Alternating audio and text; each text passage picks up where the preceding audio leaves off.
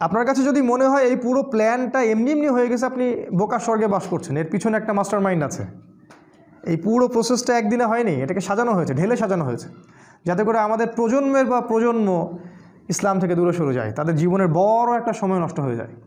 সময়ের কসম করেছেন আল্লাহ, এটা একটা কারণ, সময়ের প্রতি মূল্যায়ন করা। সেকেন্ড কারণ হচ্ছে আল্লাহ পাক অতীতের দিকে তাকাতে বলছেন আমাদের দিকে, অতীতের দিকে। সময়ের কসম করে আল্লাহ পাক আমাদেরকে বুঝাচ্ছেন যে অতীতের দিকে তাকিয়ে দেখো, সময়ে সময়ে যারাই আল্লাহর বিধানকে অস্বীকার করেছে আল্লাহ পাক তাদেরকে এই দুনিয়াতেও লাঞ্ছিত করেছেন, পরকালেও যন্ত্রণাদায়ক শাস্তি দিয়েছেন। আল্লাহ পাক সময়ের কসম করে আমাদেরকে হিস্ট্রি পড়তে বলছেন, ইতিহাস। অতীতের দিকে তাকাও, দেখো আদম আলাইহিস সালাম থেকে শুরু করে এই পর্যন্ত একই সুন্নাত, আল্লাহর সুন্নতের মধ্যে কোনো পরিবর্তন নাই। ওয়ালান তাজিদা লিসুন্নাতিল্লাহি তাবদীল, আল্লাহ বলেছেন আমার সুন্নাত, আমার স্টাইলে কোনো পরিবর্তন পাবে না। যাদের কাছেই আল্লাহর হেদায়েত এসেছে, যারা স্বীকার করে নিয়েছে, আল্লাহ পাক তাদেরকে দুনিয়ায় সাফল্য দিয়েছেন, পরকালেও সাফল্য দিয়েছেন। আর যারাই আল্লাহর বিধানকে অস্বীকার করেছে আল্লাহ পাক দুনিয়াতে শাস্তি দিয়েছেন, পরকালেও শাস্তি দিয়েছেন। যেমন নূহ আলাইহিস সালামের কওম আল্লাহ পাক ডুবিয়ে দিলেন। আদ জাতি প্রচণ্ড শক্তিশালী, নারিকেল গাছের সমান সমান একটা মানুষ, এর চেয়েও বড়, পাহাড়ের মধ্যে বাসা করে থাকে, আল্লাহ পাক ওদেরকে ঝড় দিয়ে উড়িয়ে দিলেন। শুআয়ব আলাইহিস সালামের কওম খুবই দাপটের জাতি, ওদের অপরাধ ছিল মানুষকে অন্যায়ভাবে মারতো। আমাদের ওই যে রিমান্ডে নিয়ে যেটা করে ওইটা করতো আর কি, রিমান্ডে নিয়ে গেলে যে পিটানটা পিটায়, এইগুলো তারা সমাজে মানুষকে পিটাইতো আর কি। একজন মানুষ দোষী, দোষ তো প্রমাণ হয়নি, মারা যাবে। ধরেন একজন মানুষ খুনের কারণে বন্দী হয়েছে, প্রমাণ হয়েছে কি এখনও? আপনি মারতে পারেন না তো, মেরে আপনি জবানবন্দি নিতে পারেন না, ইসলামে হারাম। চলছে এগুলো, কে বুঝাবে? শুআয়ব আলাইহিস সালামের কম এই কাজটা করতো। আরেকটা কাজ করতো, মাপে কম দিত আর মানুষের সম্পদ লুট করতো।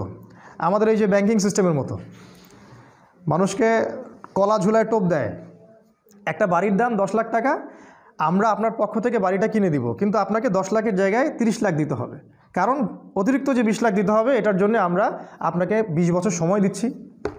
আর আমরা বলি হ্যাঁ তাই তো 20 বছর সময় পাওয়া যাবে, 30 লাখ অল্প অল্প করে দিব কিস্তি স্টাইলে, সমস্যা তো নাই কিছু।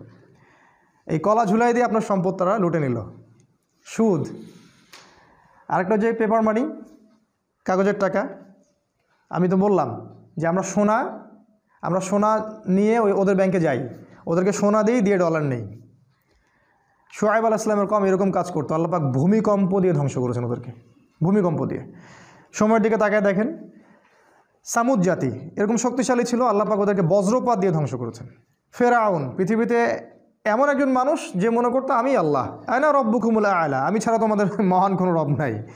আল্লাহ পাক ওকে পানিতে ডুবাই দিলেন। এখানে একটা ঘটনা আছে, অনেকদিন বলা হয়নি, বলতে চাচ্ছিলাম। ফেরাউন যখন ডুবছিল তখন কিন্তু সে ঈমান এনেছিল, এটা কি জানেন? ফেরাউন যখন ডুবছিল তখন কিন্তু সে ঈমান নিয়ে আসছিল। ফেরাউন যখন ডুবছে ওর সেনাবাহিনী সহ, তখন জিবরাইল অন্যান্য ফেরেশতারা চলে আসছেন, কারণ মৃত্যু হবে, এখন জান কবজ করা হবে। এবং যারা পাপী ওদের জান কবজের সময় ওদেরকে চেহারার মধ্যে মারা হয়, প্রচণ্ড জোরে জোরে পিটানো হয়, থাপ্পড় দেওয়া হয়। ওরা দেখতে পারে, আমরা দেখতে পারবো না। তো জিবরাইল আলাইহিস সালাম তাকে কাদা ছুটছিলেন, কাদা নিয়ে তার মুখে ছুটছিলেন। তো ওই সময় ফেরাউন বলেছিল যে আমানতু বিরব্বি হারুন ওয়া মূসা, আমি হারুন এবং মূসার রবের প্রতি ঈমান নিয়ে আসলাম। আল্লাহ পাক তখন বলছেন আল-আন, এখন, আল ইয়াউমা নুনাজ্জিকা ফি বাদানিকা, আজকে তোমার এই দেহকে আমি সংরক্ষণ করব, লিতাকুনা আয়াত, যাতে করে তুমি নিদর্শন হও তোমার পরবর্তী জাতিদের জন্য। কিন্তু জিবরাইল আলাইহিস সালাম বলেছেন একটা হাদিসের মধ্যে, হাদিসে কুদসির মধ্যে, যে ওই সময় জিবরাইল আলাইহিস সালামও ভয় পাচ্ছিলেন, যে কারণ সে তওবা করছে, যদি আল্লাহ পাক এই সময় তার তওবা কবুল করে নেন আর তিনি যে ওকে মারছেন, যদি আল্লাহ পাক এই জন্য তাকে ধরেন, এই জন্য জিবরাইল আলাইহিস সালামও ভয় পাচ্ছিলেন। আল্লাহ পাকের রহমত এত প্রশস্ত, আল্লাহ চাইলে ওই সময় যদি তাকে মাফ করে দিতেন। জিবরাইল আলাইহিস সালাম বলছেন, যেদিন থেকে ফেরাউন বলেছে আনা রব্বুকুমুল আ'লা, ওই দিন থেকে আমি ওকে ঘৃণা করি, ওই দিন থেকে আমি ওয়েট করতেছি কখন সে মরবে, আমি আযাব দিব। তো এই যে ফেরাউন, সেও সময়ের স্রোতে হারায় গেল, নমরুদ হারায় গেল, এখনকার এই যুগের ফেরাউনরাও হারায় যাবে, এই যুগের নমরুদ যারা তারাও হারায় যাবে, কোনো কিছুই সময়ের মধ্যে টিকে থাকবে না। সময়ের কসম করে আল্লাহ পাক বলছেন এই যে হিস্ট্রি দেখো, শিক্ষা নেও। আরেকটা উদ্দেশ্য হতে পারে সময়ের, সেটা হলো যে এই যে আমরা যে সময় বসবাস করছি আখিরুজ্জামান, শেষ জামানে, এই শেষ জামানের যে সময়, এই সময়টার প্রতি আল্লাহ পাক বেশি গভীর দৃষ্টি দিতে বলছেন, কারণ এটা হচ্ছে ইতিহাসের সবচেয়ে ইম্পর্ট্যান্ট টাইম। কারণ এখানে এমন এমন কিছু ঘটনা ঘটবে যা পৃথিবীর ইতিহাসে কখনো ঘটেনি। কীরকম? একদিন সাহাবীরা বসে আছেন, রাসূল সাল্লাল্লাহু আলাইহি ওয়াসাল্লাম আসলেন, এসে বললেন তোমরা কী নিয়ে কথা বলছো? সাহাবীরা বললেন আমরা কিয়ামত নিয়ে কথা বলছি। রাসূল সাল্লাল্লাহু আলাইহি ওয়াসাল্লাম বললেন শুনে রাখো, 10টা আলামত না দেখা পর্যন্ত কিয়ামত হবে না। নাম্বার 1 দাজ্জাল, নাম্বার 2 ইয়াজুজ আর মাজুজ, নাম্বার 3 ঈসা আলাইহিস সালামের আগমন, নাম্বার 4 দাব্বাতুল আরদ, জমিন থেকে অনেকগুলো প্রাণী বের হবে, 5 নাম্বার আর দুখান, ধোঁয়া, সারা পৃথিবী ধোঁয়ায় ছেয়ে যাবে, 6 নাম্বার, 6, 7, 8 সম্ভবত 3টা ভূমিকম্প, 3টা বড় বড় ভূমিকম্প হবে পৃথিবীর পূর্ব, পশ্চিম এবং মাঝখানে। আরেকটা হচ্ছে পশ্চিম দিক থেকে সূর্য উঠবে। আর সর্বশেষটা হচ্ছে ইয়েমেন থেকে আগুন বের হবে, এই আগুনটা মানুষকে তাড়িয়ে নিয়ে আসবে আরাফার মাঠের দিকে। রাসূল সাল্লাল্লাহু আলাইহি ওয়াসাল্লাম বলছেন 10টা আলামত না দেখা পর্যন্ত কিয়ামত হবে না। এগুলো মেজর আলামত।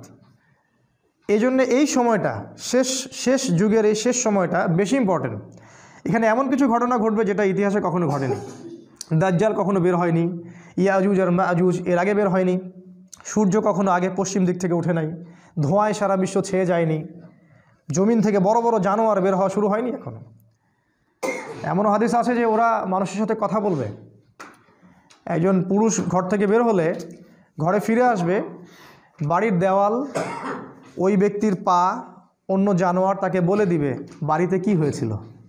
মানে এরকম প্রযুক্তি আসতেছে সামনে। সময়ের কসম করে আল্লাহ পাক এই শেষ জামানার দিকে আমাদেরকে তাকাতে বলছেন, এবং এটা বলছেন এই শেষ জামানায়, এই জায়গাটা ভালো করে বোঝেন, এই শেষ জামানায় ইন্নাল ইনসানা লাফি খুসর, এই শেষ জামানার প্রত্যেকটা মানুষ ক্ষতির মধ্যে আছে। এটা আল্লাহ বোঝাচ্ছেন আমাদেরকে। আখিরুজ্জামানের প্রত্যেকটা মানুষ ক্ষতির মধ্যে আছে। ইন্নাল ইনসানা লাফি খুসর, নিশ্চয়ই, ইন্না মানে নিশ্চয়ই, আল ইনসান মানে মানুষ, লা মানে আবার অবশ্যই, ফি মানে মধ্যে, আর খুসর মানে ক্ষতি। শাব্দিক অর্থ হয় নিশ্চয়ই মানুষ অবশ্যই ক্ষতির মধ্যে আছে। আখিরুজ্জামান এমন একটা জামান, এমন একটা যুগ, যে যুগের কোনো মানুষ ক্ষতি থেকে বাইরে নয়। যতই দাড়ি, টুপি, পাগড়ি আর জুব্বা থাকুক না কেন, সে ক্ষতি থেকে বাইরে নয়। যে মনে করবে সে ক্ষতি থেকে বাইরে, সে বোকার স্বর্গে বাস করছে।